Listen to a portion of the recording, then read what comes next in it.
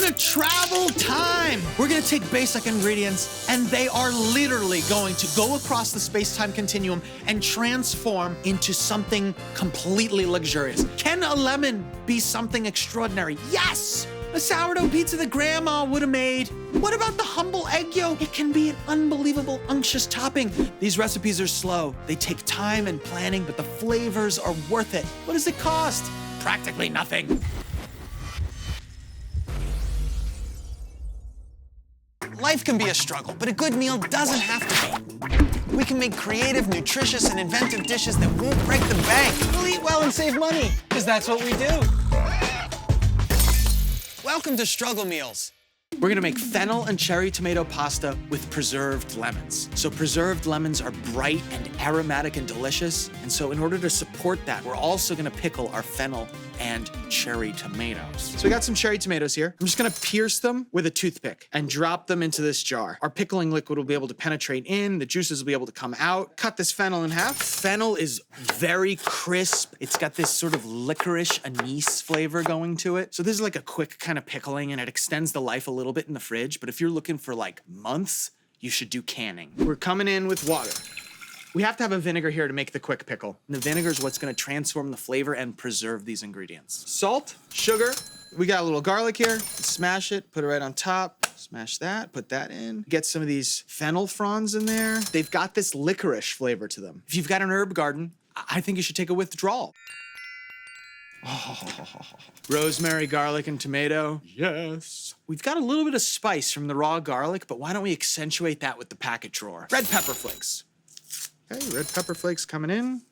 Sugar and salt have dissolved inside of our vinegar and water mixture. Definitely cover everything. Once it's cool, I'm throwing it in the fridge. Once it's in the fridge, I can use these as soon as tomorrow or up to 3 weeks later, which I think is a good extension of the lives of these vegetables. We're gonna make preserved lemons now, which is a salt fermentation of lemons, and it completely transforms them into flavor bombs that last a really long time. This is one of those things that costs very, very little and completely changes whatever dish you put them into. I'm gonna start with my jar here. We're gonna add some salt to the bottom here. The salt is there to kill bacteria and pull moisture out, but you don't necessarily eat it all. I'm gonna cut off the top end, wedge into it, not all the way down, keeping it intact, and doing it again this way. You can add some salt in there, right in there, pull some right there. Boom. You want the salt to be on everything. So now we can put this right into here like that. Do it again. Boom, boom. Like that, sideways again, getting some of the juice out. Very nice. Bay leaf has an amazing flavor. Salt, push. I'm gonna add some black peppercorns to this. Pushing this in, oh yeah. If the lemon peel is sticking out of the top like this, you might need to add a little extra lemon juice. If there's any pockets of air, that's where mold is gonna grow. So we gotta make sure that it's completely in acid and salt. Mold can't grow there. There it is. So while this is sitting on the counter for the next 3 days, every time I walk by it, or at least once a day, I'm gonna turn it over. That way I know everything's fully submerged. Now that these have done their thing on the counter, they're gonna spend about a month in the fridge until their rinds have broken down and they're fully fermented.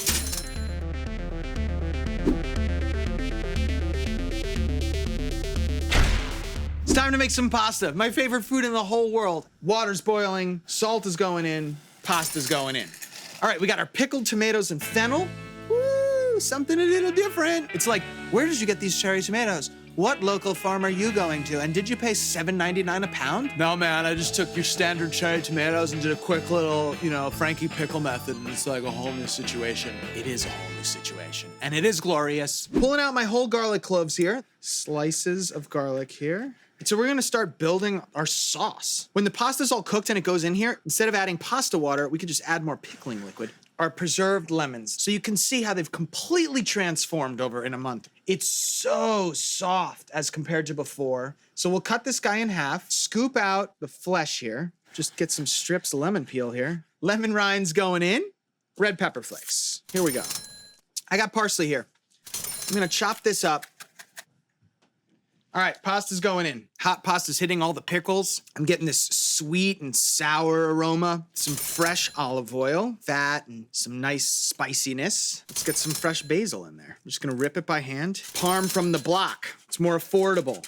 The heat of the pasta, just gonna melt the cheese. I wanna make sure it's everywhere. Right away, nutty aroma. It's perfect right now, but that means in 2 minutes, it's gonna be slightly too dry. But I'm just gonna add a little bit of pickling liquid, like 2 tablespoons. Let's plate it up. This is $1.63 a serving. It's beautiful. When you look at it, it looks classic. And I must try this. It's wildly good. It's the time and effort that we put in. It's these preservation and fermenting techniques that makes this a level above. Stay tuned. We're gonna put in even more time and create even more transformative magic. When produce is at peak season, it's tastiest and most affordable, so we want to stock up when we can. But we're often faced with the question on how to preserve all that fruit so we can enjoy the flavors later. And now I present to you the shrub. It's a way to preserve a fruity syrup with vinegar. It works best with the fruits that are soft and need to be preserved immediately before they go bad. Cover the fruit with sugar, stir to combine. And store in the fridge while the sugar breaks down the fruit. The sugar draws out the moisture in the fruit, which softens it and creates a syrup. This is step 1 in building flavor. Step 2 is to strain the syrup and then scrape any remaining sugar into it. As for those leftover fruit solids, well, you could use them in ice cream or baked goods. Add vinegar to the syrup and shake it up. Choose a vinegar that'll complement the fruity flavor you're going for. This will last longer than a simple syrup, and it gives a tangy taste, which gets better over time. So depending on your flavor preference, you get to decide how long you want to let it steep. Mix with sparkling water for a refreshing, not too sweet drink that's way more complex than a soda. This helps you enjoy those seasonal flavors way longer than the fruits would last on their own. Don't ever let your fruit get thrown away again. Make a shrub. We're gonna make our very own sourdough starter. And then we're gonna make a pizza. Because pizza's much more forgiving than bread. We don't need as much pop. There's yeast naturally in the air. It's just flour and water, and natural yeast is gonna do its thing. There is another ingredient, thyme. Whisk, and just get that together. It's gonna give this a little hat. So this is perfect. It's breathable, and bugs can't get in. So this is literally gonna ferment and grow, which means it's gonna rise. So what I like to do is put a rubber band right here, so you can kind of know where you were at when you started, and then when you come back, it'll be above the rubber band. So this is a great indicator of whether or not your pet is alive. So leave this out for about 24 hours. You want this in kind of a warm part of your house. So it's been a day. It's laundry day. Clearly I need to do laundry. Very little happened. This is true, but this is also to be expected. It's a baby. We have to discard half every day. Otherwise, we'd end up with an exponentially larger starter. And if you don't feed it, eventually all the food will go away and the yeast will die off. So that's why we feed it fresh flour and water every day. So mix it real good. It should be pretty flowy. Gonna reset our rubber band, top on, continue this process of discarding half and feeding it every day for a week. Keep an eye on it, Piggy. So don't get discouraged if yours doesn't look exactly like mine. Just stay in it. Keep feeding it. It might be a little slower. It might be a little faster. Just stay in the game. As this grows, it's gonna get bigger, it's gonna get more bubbly, and it's gonna have this sour aroma. Bubbly, sour smelling. This is gonna be the yeast for our pizza dough. This is what's gonna rise the whole dough. All right, gonna get about half a cup of our starter here. And at this point, it only needs to be fed once a week, and it's gonna live in the fridge. There are yeasts that are passed down through generations, and they're just fed once a week. It's maintenance. You can start to take the discard and give it to other people. Boom, family tree has split off. You end up having a very uniquely your own flavor. That's what's so cool about this. Now we're making pizza. We're gonna put in flour. We've got our starter underneath. Gonna add a little bit of salt. We add water, we add a little bit of oil. We're gonna go to the package drawer and grab some honey. Sugar is a simple carbohydrate, and that's gonna wake up the starter even more, get it going. Get this moving all around. You can see our mixing with the water a little bit. So let's make a nice smooth ball here. This has come together. When it sits up tall like this, it's like a muscle that's been worked, right? You can tell that the gluten has happened. And I put my finger on it and it bounces back. So we're gonna let it chill. The gluten's gonna relax, but also the sourdough is gonna eat all this fresh flour and the honey, and it's gonna rise again. So we're gonna put a little oil in our bowl here. I'm gonna put a little oil on my dough ball here, keeping this hydrated. And then the final thing we need to do is keep the air out. We wanna keep this humidity high. We're gonna let this sit overnight and well into the next day, about 24 hours. So now we just wait.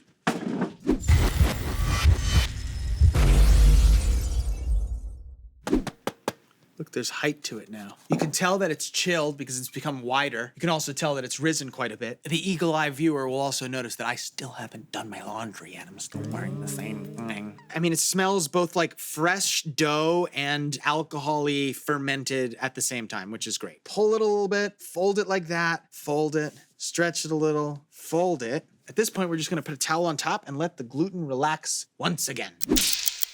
It's time to make it happen. We're gonna make a grandma pizza. Grandma, by the way, makes better food than most of us, but the deal with grandma pizza is that it's always rectangular. A sheet tray is the easiest way to make pizza in the home oven. Grandma pizza, okay? We're gonna just degas this a little bit and stretch it a little bit the long way. Oh, it does smell like sourdough. And we're gonna use a wine bottle to make the rest of this happen. So we'll go from the middle out, like that. Try to get some width to it here. I'm just trying to get this into the corners a bit here. So this is looking good. You can see it's not shrinking back. It's at the corners of the pan. I'm very happy. Let's top this. I got some pizza sauce here. It could be as simple as a can of tomatoes that's crushed by hand. Freshly grated mozzarella. You should be able to see some sauce through. You don't want to over cheese. If you order a pepperoni pizza in Italy, you get a pizza with peppers on it because pepperoni are peppers. You want pepperoni proper? Salami picante. I'm gonna put some black olives also. They add a pop of contrast and they're briny. Briny is good. It's time to go in the oven. Aromas of pizza are the best in the world. You gotta have the red pepper flakes, the Pepe Rosso, okay? Package roll. New York style. All over. Very, very nice. Don't forget the basil. Sweet flavors will amaze you. This is where it's at. Look at that. Oh, yes. I love it. My stomach is growling. I must cut into this immediately. The aroma's intoxicating. It's 95 cents a serving. In general, you don't want to buy any slice of pizza that costs less than a Subway ride. That's the rule of thumb where I'm from. And this is 3 times cheaper than a Subway ride. It's a win! Oh. New York classic slice, melty gooey mozzarella. Oh! My ancestors came up with this. Crispy Pizza! Who's the best, he's gonna tell ya. Ah! I taste the sourness, and it's beautifully complemented by the spice of the pepperoni and the red pepper flakes, the aromatics of the fresh basil, and the gooey unctuousness of the cheese. I mean, this is the complete package right here. Let's rewind just a week. A week ago, what did we do? We're gonna make our very own sourdough starter. And what did that do? It cultivated the wild yeast in the air and in the flour, and we fed it day after day. Now we are eating the wonderful fruits of all that labor in our grandma sheet tray pizza. So it's a delicious little project. Stay tuned for more things you can do with that sourdough starter.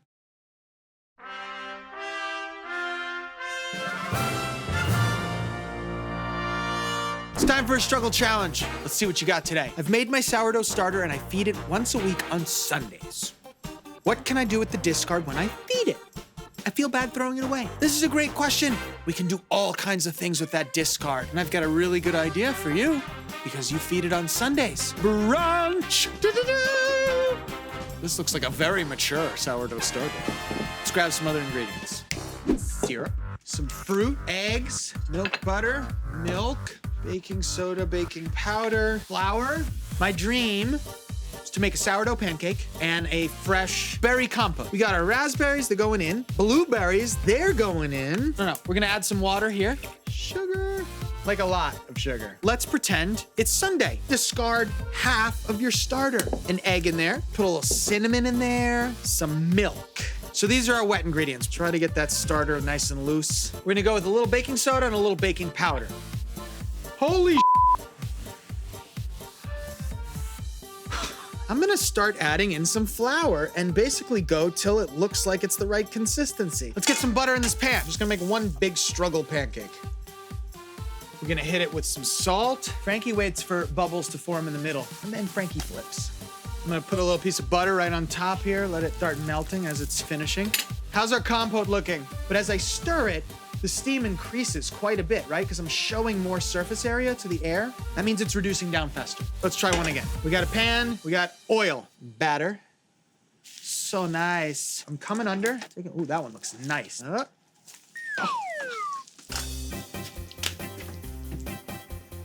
You know what? I got a little too ambitious. I made a pancake that was way too big. Big ambitions. It's an ugly pancake. Let's bring her right over. Boom. I'm gonna hit this with a little butter. Some of our compote here. It's not quite reduced to the level that I want. It is what it is. Here we go. We got some macerated. Oh yeah, there you go. Pretty ugly, I love it. Syrup, yes. Gluttony to the extreme. All right, not bad for a sourdough discard. And we're just gonna have to hit it one more time with butter because it needs to be it needs to have that. There it is. Presentation-wise, this looks like the ultimate Sunday breakfast, I gotta say. There are a few nitpicky things here. The compote wasn't fully reduced all the way down, so there is some like extra liquidity, but I do like the way the blueberries look. So I'm gonna take a little bit off there, and then obviously we had the disaster with the second pancake. So I'm gonna say it's an 8 on presentation. Looks fluffy and delicious. It tastes really great. I mean, I think the flavor's pretty spot on, I gotta be honest. I'm gonna give it a 9 on flavor. I am. That's a great score. It's not just bread that you can make with a sourdough starter. I'm thinking of waffles and biscuits and muffins and scones, crackers, pancakes. All these things work with sourdough really well. I hope this helps. Thank you for this challenge.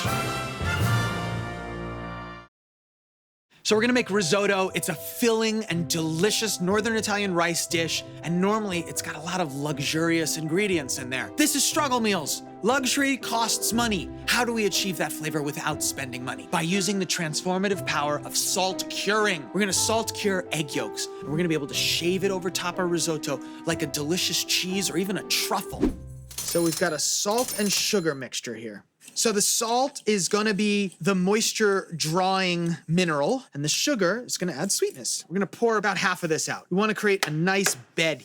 Each one of our egg yolks is gonna sit in this little spot here. It's really important that we keep these egg yolks intact because it won't work with a cracked yolk. Try to give it one whack, come between your fingers, pass it back and forth, deposit it right into one of the little nooks you made. Plop. Do that 5 more times. Boop. This is what we did to preserve food before the days of the refrigerator. Salt draws out the moisture, and where there's no moisture, there can't be life. No bacteria, no mold. This is why when we're looking for life on other planets, we're looking for water. Because if there's no water, there's no life. I'm gonna leave it here for a week, undisturbed, until all the moisture is drawn out.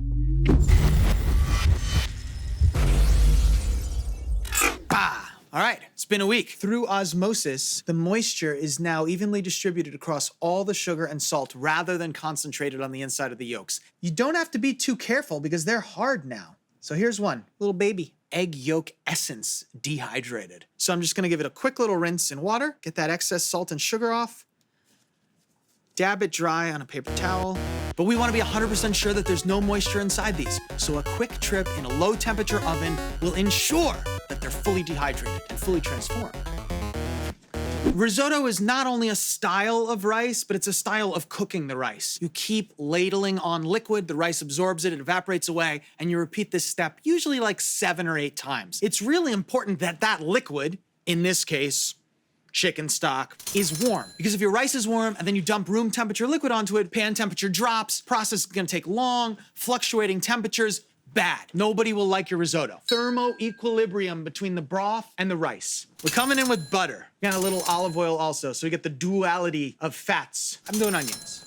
I'm going with a little garlic also. So stir that around, some salt, draw some extra moisture out of the onion. Risotto's made with a short grain, super starchy rice. This one's called arborio. So this type of rice is way starchier than other types of rice, and that's on purpose. So don't rinse it off. We need the starch in the pan. That's what makes the dish awesome. The first liquid stage is gonna come in. If you have wine, now you do it. This could be water and lemon, or it could just be your first addition of stock. That works fine. You can see how quickly that has evaporated away. Our first hot liquid stage of broth, you can see how the temperature of the pan didn't drop, right? Because there's bubbling around the edges. Now's where we wanna start controlling the heat. We're gonna start lowering it down a little bit. If you've ever had risotto in a restaurant, it kinda costs a lot of money, and often they'll tell you in advance, needs at least 40 minutes notice.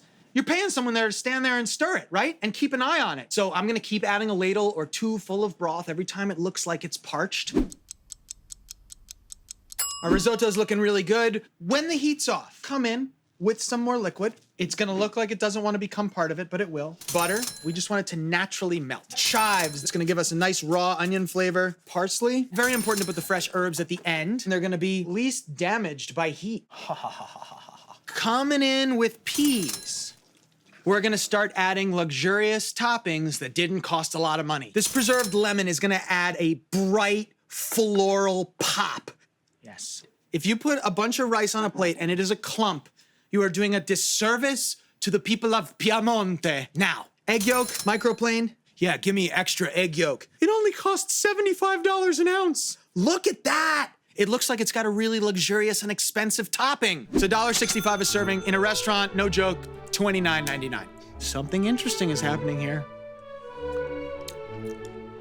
Absolutely delicious. The cured egg yolk on top, it's got this soft, melty cheese, but rich flavor. It's delicious. And that took this dish that normally costs a fortune in the restaurant to the next level. Just a little bit of time and some stirring. Time traveling is not just for Piggy. It's also for ingredients. Sometimes it's hard to bring extra flavor in at the struggle budget price, but today, I think we can all agree, this was worth the time. So with just a little time and some patience, we can harness the power of transformative flavors. I know you got it in you. Struggle on.